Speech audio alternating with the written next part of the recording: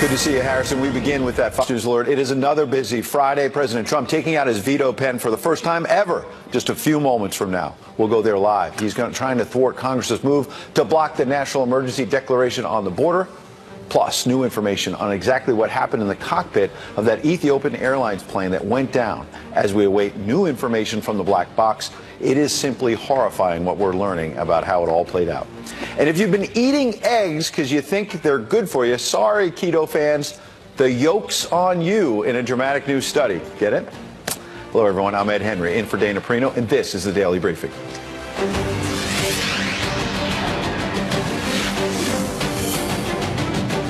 But first, we begin with New Zealand reeling in grief and searching today for answers after a gunman opened fire on worshippers, killing at least 49 people in 2 mosques during Friday prayers. The terror attack, the deadliest in that country's history, a witness describing the carnage. I saw that some people were running out through my room where I was in, and also I saw some people had blood on their body, and some people were limping.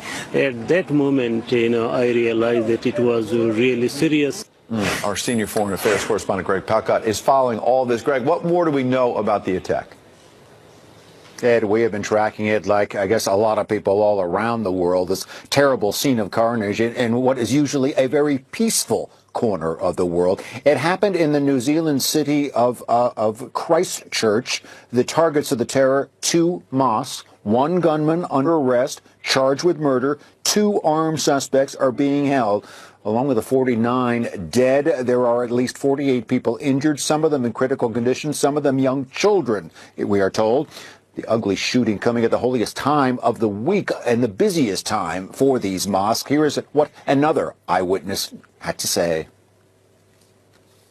And then everybody just run toward the back doors just to save themselves. And first we hide behind the cars and, under the cars. And then when we see that firing is still on, we try to, jump the fence. The shooting went on at these mosques for several minutes. The suspects were nabbed away from the mosque. It was a time of terror, absolutely, Ed.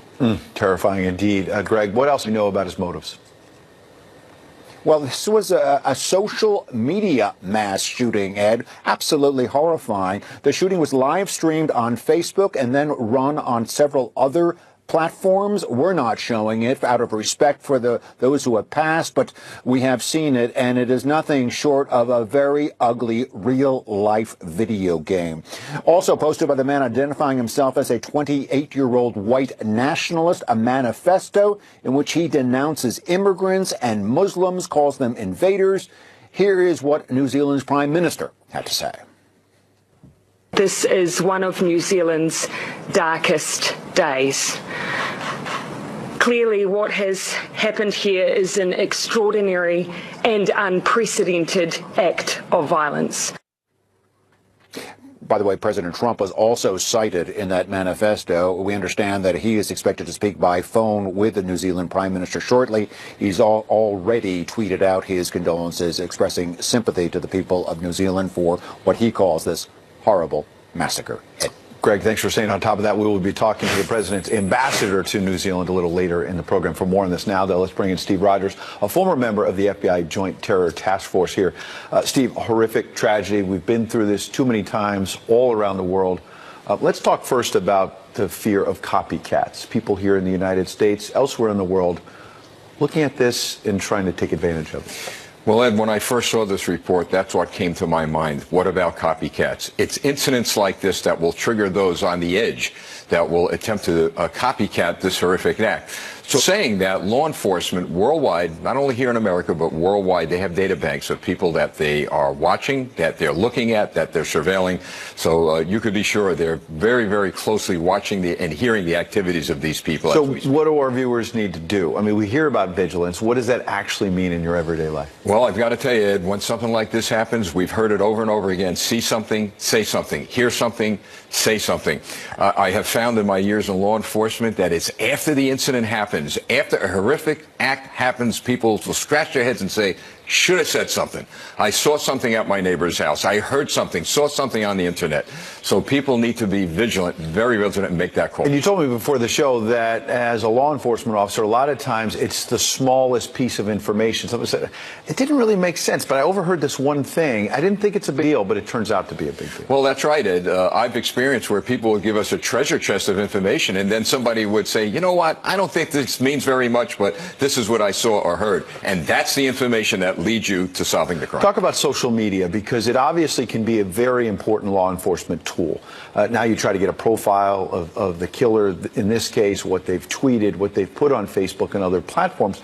But on the other hand, their ability, these killers, to use social media to make it more horrific, to be trying to broadcast it live, frighten more people, maybe, spark more copycats. Talk about social media and all that. Well, social media, it has its pros and cons. In this case, it has a pro and a con being that they tried to spread a lot of terror, allowing people to watch this live. But at the same time, what more evidence do you need? They handed the police everything they needed to prosecute them. So the police will build a profile, and they will take this streaming and use it as evidence against them. It's so damning. These people are better off pleading guilty and going away for the rest of their lives. Last thing, when you served on the FBI Terror Task Force, I would assume that New Zealand wasn't one of the countries that would be at the top of the target list, top of the list that you're working with, because we've got some numbers I want to put on the screen. In terms of gun violence deaths, in 2018, there were 11. Friday, obviously, 49. This is not a country that experiences this normally. Ed, a very good point that you bring up. There are priorities set based on actionable, credible intelligence, and a lot of that intelligence is focused in on large cities and countries where there's a lot of problems going on. Who would think? New Zealand. But saying that, it tells us it could happen anytime, any place, in any country. Yeah, Steve, I said the last thing, but I wanted to follow up on what you said there. This is a time when people are wondering, about aviation. People are wondering about, kind of the temperature so hot here in the United States when you talk about copycats. How do we lower that temperature? How does law enforcement do their job? Well, I believe the first thing that our leaders need to do is to come together. Every leader, no matter what their political persuasion is or whatever, come together, jointly say, look, we're going to condemn all types of terrorism, all types of it. We've largely seen that so far. As we mentioned Greg's report, the president's statement, yes. Speaker Pelosi and others at least trying to say that. But then within hours, you've got some on the left saying it's about guns, it's about they start attacking President Trump. And I've been getting texts all morning from people saying they're tired of that nonsense. Like, let law enforcement do their job. Yes, they are. To attack the president is ridiculous, and these things going, they can't politicize this. But let me add this. You know who will take care of the politicization of this? People in their neighborhoods, the community policing officers, the pastors, whatever religious affiliation people with. They need to come together on a local level and then let it rise up. It's certainly frightening. Whether it's a mosque, it's a church. We've seen it in the United States. Houses of worship now have become targets, and it's obviously frightening. We appreciate your insights today. Try to walk people through and understand it. You're welcome, Ed. Thank you, Steve. Meanwhile, some Republican senators catching flack for the way they voted on that national emergency yesterday, but all for different reasons. We'll explain. And we're awaiting President Trump's first ever veto after the Senate rejected his national emergency declaration for the wall. This challenge at our southern border is real. We need to take serious action against it, and the president's executive order does just that. President Trump keeping his pen at the ready as we await his first ever veto. This after the Senate voted to block his emergency declaration at the border. Our chief White House correspondent John Roberts is live in North Lawn. John, what are we expecting?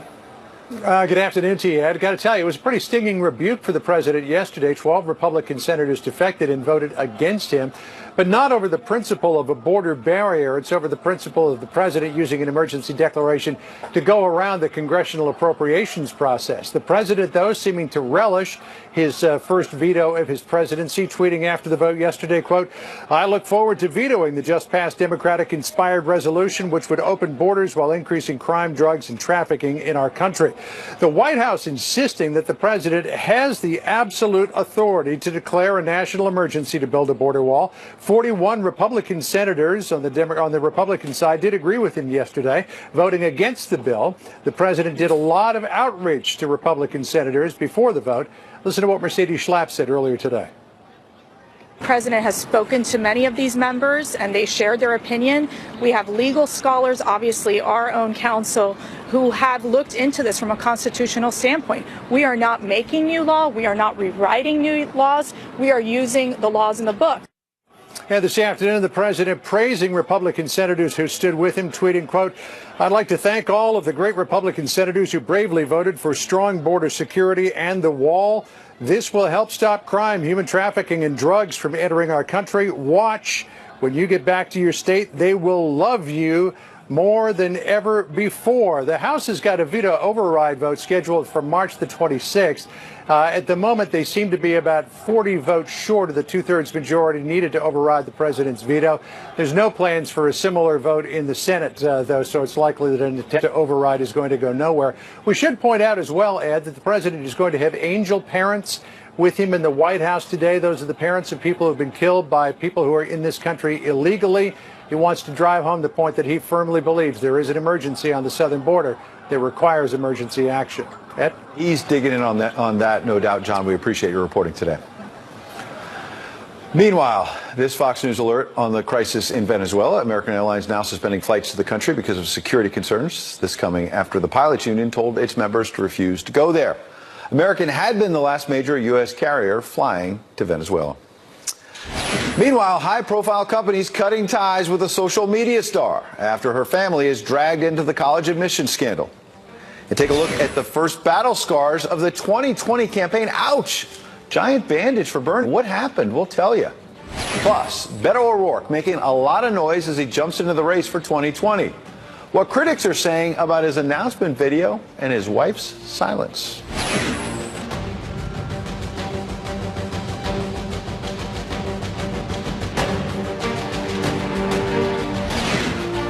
Declaration. Some Senate Republicans who voted with the president have taken some flack. Josh Kraushaar writing in the National Journal, the most significant political development in the last week, even swing state Republican senators on a 2020 ballot are pledging their allegiance to President Trump. Joining us now, Alex Wilkes, Vice President of America Rising, and Richard Fowler, Fox News contributor. Good to see you both. Thanks for having us. Alex, why the change of heart for some Republicans? Tom Tillis, for example, in North Carolina, he was leaning towards bucking the president on this, and then in the end, under political pressure, said, okay, I'm going to support the president. And then look what's happening out in Colorado. The Denver Post has this extraordinary op-ed talking about Republican Senator Cory Gardner. Quote, "We endorsed Senator Gardner in 2014 because we believed he'd be a statesman. We see now that was a mistake. Consider this our resolution of disapproval. Gardner has been too busy walking a political tightrope to be a leader. He has become precisely what we said in our endorsement he would not be, a political time server interested only in professional security." Ouch. What do you make of that? I think what we're seeing here is checks and balances play out. We're seeing that the Congress is rightfully sort of questioning this, that the president has the right to veto it. So we're really seeing this work itself out. And, you know, the Republican Party is not a monolithic party. There's going to be sort of disagreement. There's going to be discord at times. This is unlike our Democratic friends who, for a freshman congresswoman who kind of comes onto the scene, suddenly the presidential candidates are all about banning hamburgers. So, I think we have a little bit of a, sort of diversity of thought on our side that our friends don't. With the Denver Post editorial, though, as my America Rising colleagues in Colorado pointed out to me, not one of those editorial board members who endorsed Senator Gardner back in 2014 is still on the editorial board today. So yeah, but still, it's a different mix of people, and that first editorial didn't cause him to get elected. It was Cory Gardner himself. Okay, well, Richard, what do you say about all of that in terms of the competing pressures in the Republican Party? But in terms of the president as well, he still feels like, despite some cracks maybe in the Republican armor, this is an issue that he helped him win in 2016, the idea of open borders. I'm going to crack down with more border security. And if Democrats want to join some Republicans in opposing the wall, opposing the declaration on the emergency, that's something the president wants to run on in 2020. Listen, I think that's exactly why we're having this debate right now, is because the president has pushed this issue to make it a 2020 election issue for him. But let's be very clear where the Constitution lies on this. The Constitution is very clearly that Congress has the ability to allocate money. And there's never been a time where this law has been used in the absence of a congressional allocation of money. So this ideal and this notion that it's okay for the president to all willy-nilly declare a national emergency when there is no emergency, and he said when he declared it that he didn't have to do this, which proves that there is no emergency, speaks to the fact that those 12 senators voted against him because it's unconstitutional. All right. I wanted you both to hear on the other side somebody who wants to challenge the president in 2020, one of many Democrats, Beto O'Rourke. He and his supporters have had a little trouble explaining exactly what he's gotten done and prepared him to be commander-in-chief. Take a listen.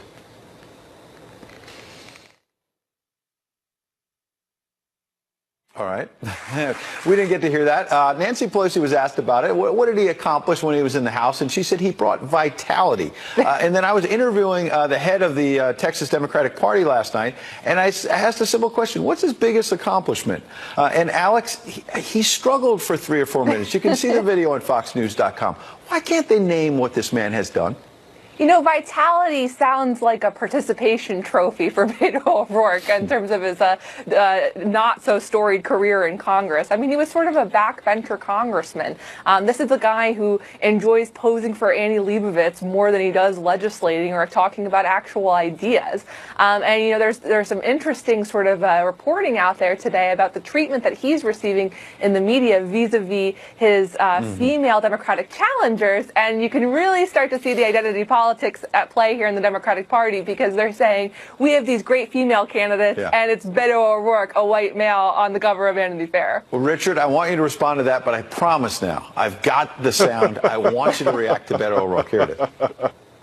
Beto brought a great deal of vitality to Congress. He came as a real champion for the environment. What has he done in life? Asking me about, you know. Okay, well, let me broaden it out and be fair. He's been a United States congressman. Okay. He was a city council member. So what did he get done?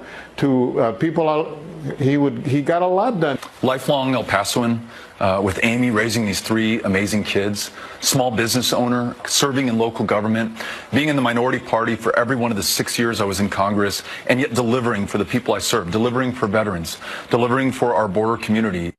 So any backbencher, Democrat or Republican, is going to have a hard time to come up with a list. But if you want to run for president, you're going to have to be a little clearer on what you bring to the table, no? Yeah, I tend to agree there, and I think Beto had so much more to talk about. He had a chance to talk about the fact that thanks to his Senate run in the state of Texas, he knocked out every single Republican judge in Houston. That is something that he could talk about that he's done, and I'm unfortunate that he didn't. And here's what it goes for all the candidates. What I think the Democratic Party needs now more than ever is an economic message, and the economic message is so out there. What you have is this, and 7 million Americans are 90 days behind in their car payment, and for those 7 million Americans, they're depending upon a tax refund check to make that difference up. And sadly, because of Trump's tax scam, they're not going to get that tax income refund check, and they're not going to be able to make ends meet for their family. And that's the message we should be talking about, especially given the fact that healthcare cost has gone up, prescription drugs has gone up. A whole bunch of people are going to be paying less taxes. So that is not what people aren't going to see in their refund. Okay. But they won't be getting a refund check for a lot of people. 80%. The refunds are down to 80%. Yeah, but that got all sucked up with the increase in healthcare costs, increase in dental costs, and increase in prescription drugs. We'll fact check that on April 16th when we've got it all said and done. Real quick, Bernie Sanders, I teased this a moment. He cut his head on the edge of a glass shower door. That bandage is serious. This came out this morning. As a precaution, he went into a walk-in clinic where he received 7 stitches and a clean bill of health, his office says. He will continue with his campaign schedule in South Carolina today. We certainly wish him well. Here's my question. I've got less than 30 seconds for each of you, starting with Alex. Age is a factor here. Health of the candidates. This applies to President Trump in his early 70s as well. Joe Biden may get in well into his 70s. How is age a factor in this race? Well, age is a factor insofar as there are other qualities that the Democratic Party is looking for in their nominee, and the fact that you have 3 white males sort of dominating the news cycle, older as opposed to younger females or people of color, is a real problem for their base. So I think it shows sort of the split in the Democratic Party. All right, let's give Richard a final chance to respond. Don't worry about our base. Our base is doing just fine. The number one issue for our voters is electability. And the reason why somebody like Joe Biden, who's not in the race currently, is at the top of that ticket is people see him as the most electable, he has the best ability to beat Donald Trump in this upcoming 2020 election. We'll see what happens as this primary goes out, but it's still really early. There's one thing we know for sure. If Joe Biden doesn't get in, he can't be electable. So we still got to get and see whether he gets in. There's some truth to that. All right. Richard, Alex, you both have a nice weekend. You too. Thank you. New Zealand searching for answers after that deadly terror attack. We will hear from the U.S. ambassador to New Zealand, Scott Brown. See him right there, the former senator, right after the break. Plus, officials are examining the black boxes recovered from that Ethiopian Airlines crash. Our man Griff Jenkins is on the story. He's going to bring us the latest. Griff? Hey, Ed, the authorities getting their first look into the black boxes for Ethiopian Airlines Flight 302. We'll tell you what they're finding. Plus, we'll let you know how airports across the country are impacted after the Boeing 737 MAX 8 got grounded. Back to that Fox News alert. The Department of Homeland Security reacting just moments ago to the terror attack in New Zealand, saying, quote, while we are not aware of any current credible or active threat domestically, nor of any current information regarding obvious ties between the perpetrators in New Zealand and anyone in America, the department is cognizant of the potential concerns members of Muslim American communities may have as they gather at today's congregational prayers. Important statement from DHS. Joining me now on the phone live is Scott Brown. He, of course, is the U.S. ambassador to New Zealand, a former U.S. senator. Ambassador Brown, thanks for joining us.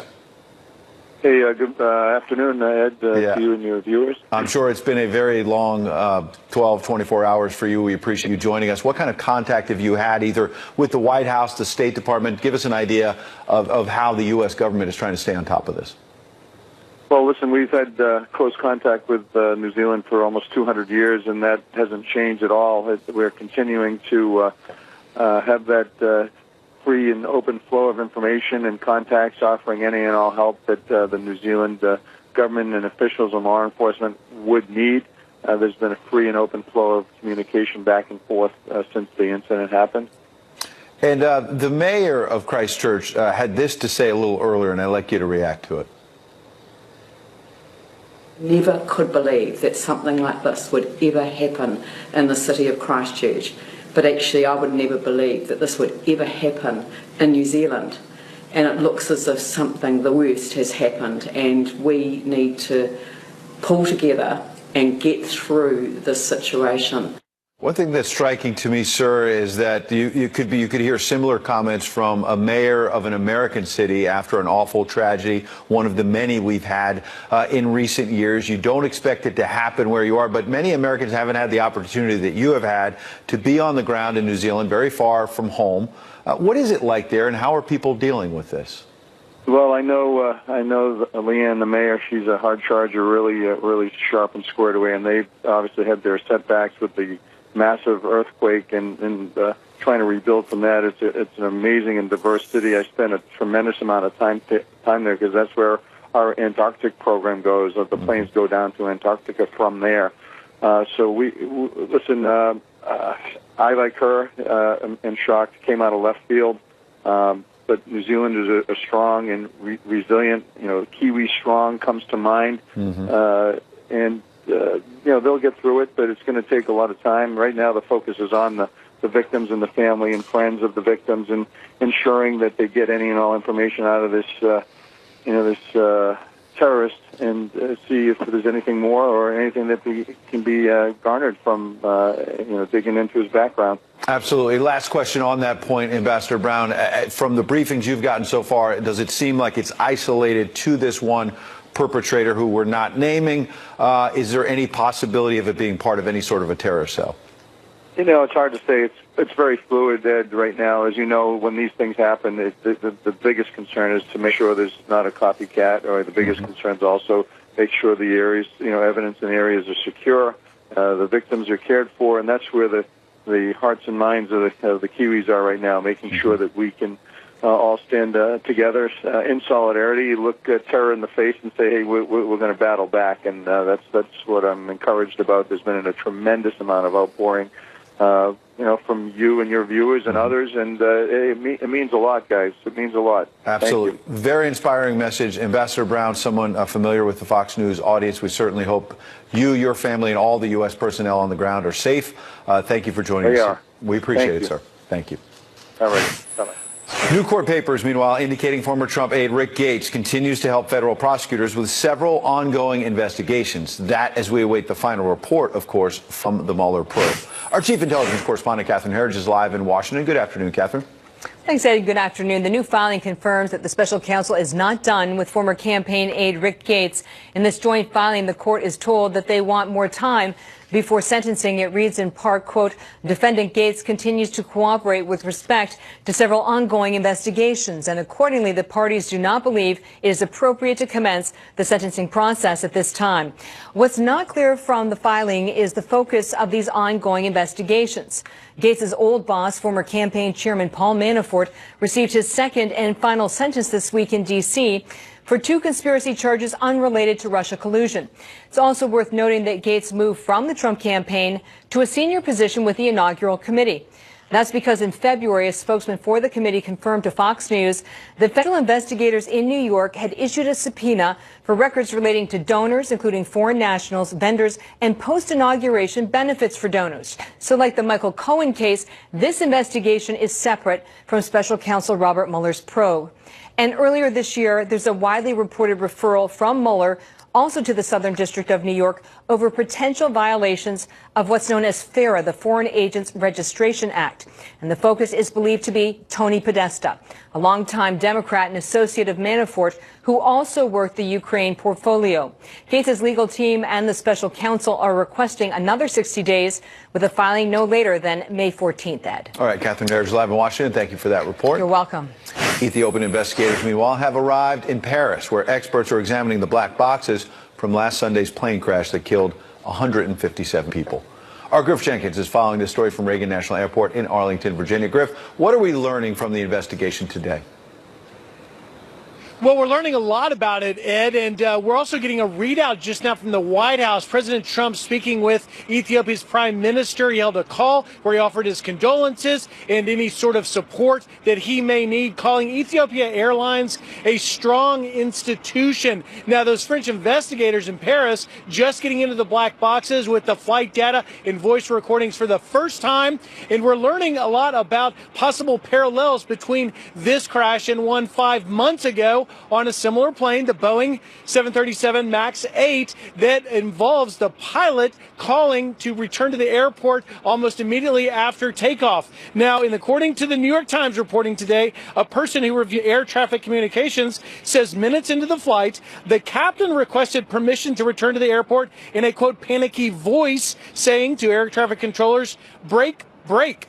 Request back home. Request vector for landing. The Times also confirming what we've been hearing, that controllers observed the plane drastically dipping up and down, oscillating vertically. And then, of course, minutes later, it crashed, killing 157 aboard that flight that happened on Lion Air back in Indonesia almost 6 months ago, killing 189. That's a total of 346 that have died 6 months apart, Ed, on the same type of plane. Wow. Some very interesting and horrifying details from that cockpit. Griff, what are you seeing at Reagan Airport and hearing from aviation officials about what's happening around the country, around the world? Because in terms of flights being impacted, a lot of planes grounded, but on the other hand, as I understand it, this plane is a small percentage of the overall U.S. fleet. Yeah, that's exactly right. So the Boeing MAX 8 and 9, 737 MAX 8 and 9, that was grounded on Wednesday by the president and the FAA, is a fairly new plane. So the number of actual airlines that have them in operation right now is small. But Southwest Airlines, American Airlines are big carriers of it. Southwest, the largest, both emailing their customers in the last 24 hours, trying to allay concerns, let people be relieved, even though there are some cancellations and delays that they're trying to get other planes to carry the passengers. The Southwest CEO, Gary Kelly, issuing this statement saying our experience with the MAX, along with other U.S. operators, has been phenomenal. We've operated over 40,000 flights, covering almost 90,000 hours. So while they're scrambling to replace those flights, the delays and cancellations are fairly small. There have been a few here at Reagan National Airport, but not that many today. Ed? A windblown Griff Jenkins at the airport. We appreciate it, Griff. Today, I get to reveal and announce my highlight palette with Sephora collection. I created a palette with Sephora collection. This is Olivia Jade. Well, Lori Loughlin's daughter, Olivia Jade, losing business as some are now furious that she's still enrolled at USC. I'll ask Tyrus what he thinks about all this and what he thinks about this egg controversy. Check it out. This is Waffle, right? That's Waffle. That's Miss Waffle. She is very fast. Thank you. She's a very capable dog. And this is her brother. This is Wesley.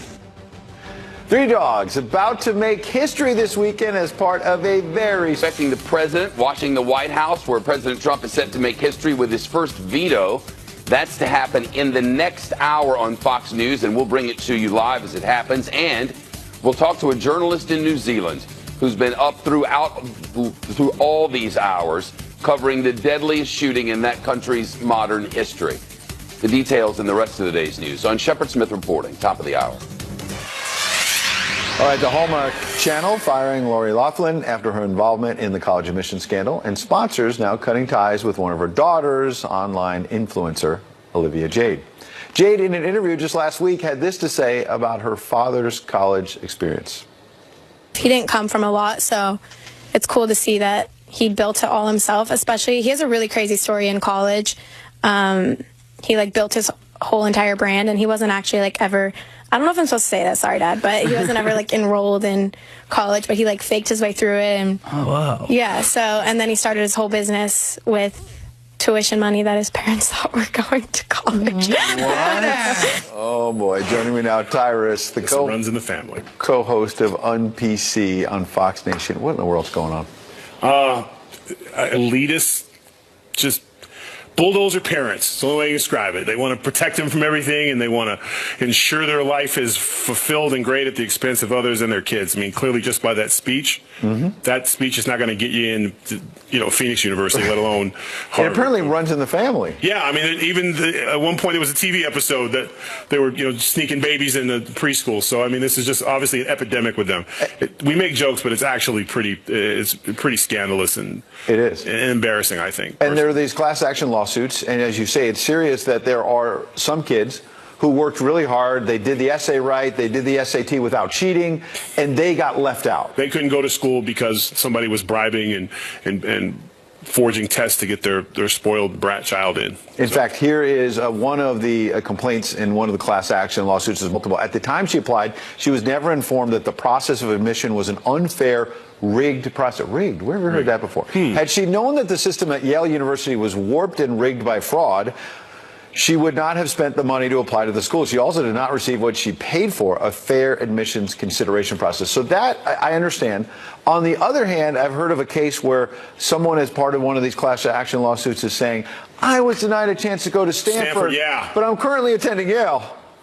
Yeah, isn't that better? I mean, I guess it depends on what her major was. It's not like she got left completely on the sidelines. Now, if she was again stuck at Phoenix University or driving mom and dad's tow truck business, that's a legit grievance right there. But luckily, because she was an outstanding student or scholar, if you will, she was able to rebound from that bad experience and was able to get a college education. But for those who couldn't, I think they have a legit argument. And the brutalness of this, when you read through this stuff, the parents were so brutal about their own kids. I mean, they were honest about their own kids' inequities and inabilities. Like the one where oh, he can't do that. He can't, they're on the phone.